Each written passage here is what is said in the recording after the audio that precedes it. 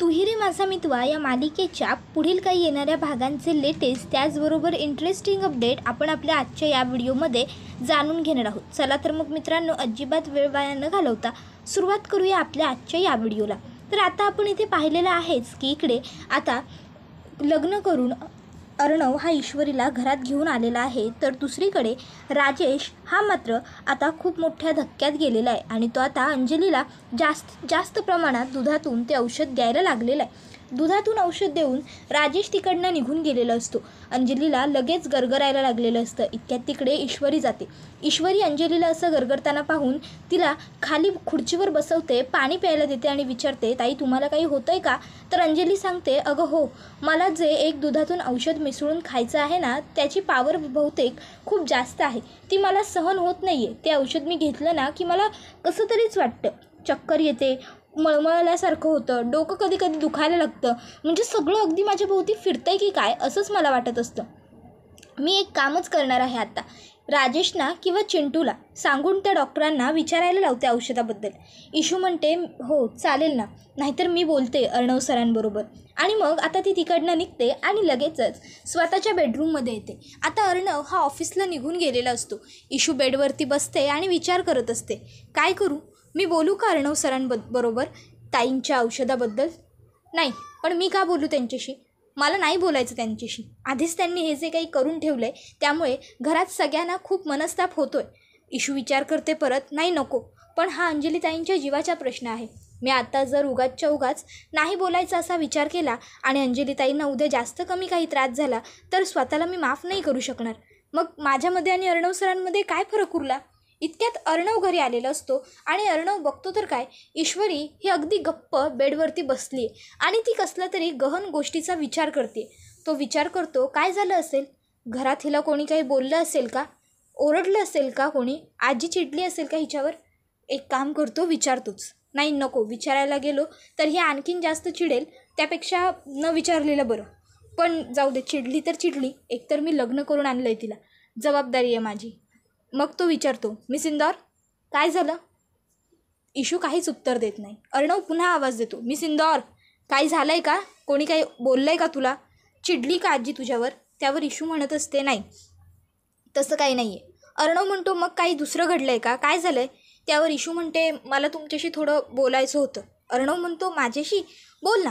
त्यावर इशू म्हणते, मला तुमच्याशी अंजली ताईंबद्दल बोलायचं आहे। त्यावर आता मात्र अर्णव सिरियस होतो। अर्णव म्हणतो, अंजली ताईबद्दल काय झालं? ताईला काही सिरियस आहे का?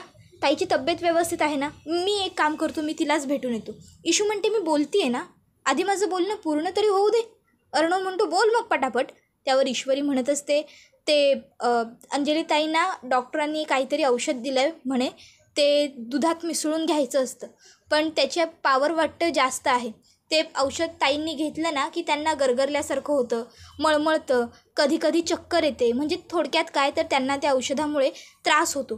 तर त्या म्हणत होत्या की त्या राजेश जिजूंबरोबर बोलणार आहेत ते औषध बदलण्याबद्दल किंवा तुमच्याबरोबर। पण तुम्ही तर रोज सकाळी लवकर ऑफिसला निघून जाता ना, तुम्हाला वेळ कुठे आहे तुमच्या बहिणीसाठी? तरी गरोदर आहेत त्या, थोडा वेळ बसत जा, त्यांच्याशी बोलत जा। पण नाही, तुम्हाला वेळच नसतो, तुम्हाला फक्त तुमचं काम, तुमचा पैसा एवढंच महत्त्वाचं आहे, हेच तुमचं विश्व आहे ना। असो, जमलं तर बोला तुम्ही डॉक्टरांबरोबर। त्यावर अर्णव म्हणत असतो, मी बघतो काय करायचं ते। आता अर्णवला म्हणजे टेन्शन येतं की बापरे, राजेशने ताईला कसलं औषध दिलं असेल आणि कसलं नाही। आता ईश्वरीसुद्धा त्याला बडबडत असते, त्यामुळे अर्णवचा तोल जातो आणि अर्णव ईश्वरीवरतीच ओरडतो, हे बघ, मी काय करायचं आणि काय नाही हे मला तू शिकवण्याची गरज नाही या, मी बरोबर माझं काय करायचं ते बघून घेईन। ईश्वरी म्हणते, स्वतःच्या बहिणीसाठी बोलते ना मी तुमच्या, तरीही तुम्ही मलाच दोष देताय। त्यावर अर्णव म्हणतो, मी बोलतो ताईशी, मिस इंदौर सॉरी, मला तुझ्यावर चिडायचं नव्हतं। ईश्वरी, तुमचं सॉरीचा काही उपयोगच नाही आहे, जाऊ देत, तुमच्याशी बोलून का मला काय मिळतं ना, असं बोलत तिकडनं निघून जाते। तर आता इथे अर्णव हा लगेच मामाला गाठतो आणि मामाला म्हणतो, मामा, राकेश ताईला कुठल्या गोळ्या देतो हे बघणं खूप गरजेचं आहे। तू एक काम कर, तू डॉक्टरांना ताईचं प्रिस्क्रिप्शन आणि ताई ज्या गोळ्या घेते ते दोन्ही पाठवून दे, बघ डॉक्टर काय सांगतायत ते। त्याबरोबर लगेचच मामा म्हणतो, ठीक आहे। मामा लगेचच आता अंजलीच्या डॉक्टरांना कॉन्टॅक्ट करतो आणि तिच्या औषधांचा फोटो पाठवतो सगळ्या, त्याचबरोबर तिचं प्रिस्क्रिप्शनसुद्धा पाठवतो। आता डॉक्टर त्याला म्हणतात की हां, या सगळ्या गोळ्या तर बरोबर आहेत, या मीच दिलेल्या आहेत, पण यामध्ये हे जे ड्रॉप आहे ना ते चुकीचं आहे, यामुळे पेशंटला त्रास होतो, यामुळे त्यांच्या गर्भावरती सुद्धा परिणाम होऊ शकतो, त्यामुळे हे औषध त्यांचं बंद करा आणि त्यांच्या चेकअप्स करून घ्या, सोनोग्राफी करून घ्या, त्याच्यात आपल्याला कळेल आत्तापर्यंत बाळाला काही इजा झाली आहे की नाही ते. त्याबरोबर अर्णव विचार करतो, इतका नीच माणूस कसा काय असू शकतो हा? स्वतःच्याच बाळाला या गोष्टीचा त्रास होईल याचाही विचार याच्या मनात आला नाही. माझ्या ताईच्या जीवाशी खेळता खेळता, मला त्रास देण्यासाठी प्रयत्न करता करता हा स्वतःच्याच बाळाच्या जीवाशी सुद्धा खेळ करतोय. नाही, जर ताईला किंवा तिच्या बाळाला काही झालं ना तर मग मी या राजेशला सोडणार नाही. याचा जीव घेतला ना तर मी नाव नाही लावणार अर्णवराजे शिर्के. पण आधी त्यासाठी ताईशी बोलावं लागेल. सोनोग्राफी का करायची आहे याचं कारण तर तिला पटलं पाहिजे ना. मग आता अर्णव हा अंजलीकडे येतो आणि अंजलीला म्हणत असतो, ताई उद्या आपल्याला तुझे काही रिपोर्ट्स करायचे आहेत. अंजली म्हणते, रिपोर्ट्स? आता कसले रिपोर्ट चिंटू? सगळं तर व्यवस्थित आहे ना आणि माझं रुटीन चेकअपही चालू आहे की. त्यावर अर्णव सांगतो, अगं हो ताई, तुझं रुटीन चेकअप सुरू आहे ना, पण डॉक्टरांनी सांगितलं आहे की तुझी सोनोग्राफीची एक टेस्ट मागे राहिली होती तर ती करायची आहे. त्यावर अंजली म्हणते, अरे चिंटू, माझे सगळं सोनोग्राफी वगैरे व्यवस्थित होतात, राजेश मला स्वतः घेऊन जातात हॉस्पिटलला. त्यावर अर्णव म्हणतो, ताई तुझा माझ्यावर विश्वास नाही आहे का? मी सांगतोय तर खरोखर राहिली असेल ना तुझी एखादी टेस्ट. त्यावर अंजली म्हणते, ठीक आहे, मग उद्या जाऊ आपण सोनोग्राफी करायला. मग आता अर्णव हा तिला सोनोग्राफी करून घरी घेऊन येतो आणि त्यानंतर समजावतो की जिजूना ऑलरेडी एवढी कामं असतात, मग त्यांना म्हणजे धावपळ होत असेल ना तुला गोळ्या औषधं द्यायला वगैरे. तर मग मी काय म्हणतो, तू आता सांग त्यांना की तुम्ही काही काळजी करत जाऊ नका, तुम्ही नका देऊ मला गोळ्या. आता ईश्वरीसुद्धा आहे, ती देत जाईल ना तुला गोळ्या, ती लक्ष ठेवेल की. त्याबरोबर लगेचच आता अंजली म्हणत असते, अरे कशाला उगाच तिला त्रास, आत्ताच ती लग्न करून आपल्या घरात आली आहे, लगेच तिला कुठे या सगळ्या कामांना लावायचं. त्यावर अर्णव म्हणतो, ठीक आहे, मग मी सिंदूर नको तर मग मी करतो हे सगळं, मला काहीच प्रॉब्लेम नाही आहे. तसंही ऑफिस आपलं स्वतःचं आहे, मी कधीही घरी येऊ शकतो, कधीही परत जाऊ शकतो, त्यात गाडी ड्रायव्हर सगळं आहे आपल्याकडे, म्हणजे मला काही प्रॉब्लेम होणार नाही. आणि मला फार 15-20 मिनटं लागतात घरी यायला ऑफिसवरून, मी येत जाईन घरी, किंवा मी तिला सांगेन, ती करेल सगळं व्यवस्थित मॅनेज. जिजूना अगं उगाच त्रास नको ना, सतत त्यांच्या डोक्यात तुझा विचार. त्याबरोबर आता अंजली म्हणते, अरे असू दे रे, करू दे की माझ्या नवऱ्याला बायकोची काळजी. तर लगेचच अर्णव म्हणतो, अगं हो, काळजी करणं ठीक आहे, पण टेन्शन नको ना ताई, म्हणून मी म्हणतो. आणि मी सिंदूरच बोलत होती की ती करेल म्हणून सगळं मॅनेज. नाही तर अगं तिला वाईट वाटेल ना, आधीच आपल्या घरात आपली आजी, आपली मामी सगळेच तिच्याशी वाईट वागतायत. त्यावर अंजली म्हणते, बरं ठीक आहे, तू म्हणतोयस ते पण बरोबरच आहे म्हणा. आता अर्णव मनातल्या मनात म्हणत असतो, अगं ताई तुला कसं सांगू, तू जितक्या विश्वासाने त्या तुझ्या नालायक नवऱ्यावरती विसंबून राहिली आहेस, तो इतका नीच आहे की तो तुलाच त्रास होईल अशाच गोळ्या औषधं देतोय. तर आता इकडे ईश्वरीला अर्णवने सांगितलेलं असतं, ताईला मेडिसिन्स देशील तेव्हा मला व्हिडिओ कॉल कर, किंवा कमीत कमी गोळ्या व्यवस्थित वाचून बघ. त्यावर ईश्वरी म्हणते, नाही मुझे तो अक्कल ही नाही आहे ना, मला माहीतच नसतं की गोळ्या वाचून द्यायच्या असतात किंवा गोळ्या बघून द्यायच्या असतात, मी तर असंच उचलते गोळ्यांचं पॉकेट आणि खाऊन टाकते किंवा देऊन टाकते समोरच्याला. हां. त्याबरोबर आता अर्णव म्हणतो, प्रत्येक वेळेस भांडलंच पाहिजे का गं? आणि तो सरळ तिकडनं वरती निघून जातो. ईश्वरी विचार करते, जाऊ दे, कोण वाया घालवेल यांच्या मागे वेळ. आणि मग ती सुद्धा आपली तिची किचनमध्ये कामं करायला लागते. स्वयंपाक महत्त्वाचं म्हणजे पहिला ब्रेकफास्ट बनवायला घेते.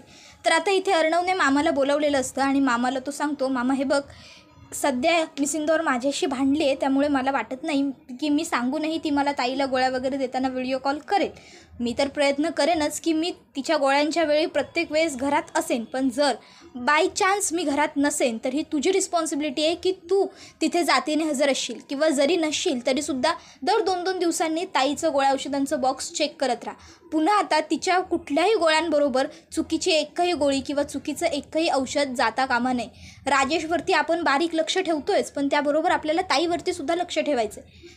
जरी त्याने ताईला एखादं मेडिसिन लिहून जरी पाठवलं ना आणि तिला सांगितलं ना की हे तुझ्या डॉक्टरांनी दिलं आहे, तरी ताई इतकी विश्वास ठेवते ना तिच्या नवऱ्यावर की ती त्याचा सहज फोटो मेडिकलमध्ये देईल आणि ते औषध मागवून घेईल आणि आपल्याला ही गोष्ट कळणार नाही. त्यामुळे तिचं जे बॉक्स आहे गोळ्या औषधांचं ते रेग्युलर चेक करत राहा. मी पण मला वेळ मिळेल तसा करतच जाईन. त्यावर मामा सांगतो, तू काही काळजी करू नको, मी चेक करत राहीन. आता इतक्यात त्या ठिकाणी ईश्वरी येते. आता ईश्वरी आल्याबरोबर मामा आणि अर्णव दोघंही गप्प बसतात. तर ईश्वरी म्हणते, मला बघून तुम्ही असे गप्प का झालात? तर अर्णव हा काही उत्तर देत नसतो, तो मामाला खुणवतो, मामा तू बोल. मग मामा आता सांगतो की अगं काही नाही, बघ ना, नेहमीसारखं ह्याची नुसती ऑफिसला जाण्याची घाई, मला उशीर होतोय, मला निघायचं आहे, ऑफिसमध्ये हे काम पेंडिंग आहे, ते काम पेंडिंग आहे. म्हणून मग तू आलीस तर मीच गप्प बसलो. म्हटलं कशाला उगाच तुझ्यासमोरही नुसतं ऑफिस ऑफिस ऑफिस नाही का.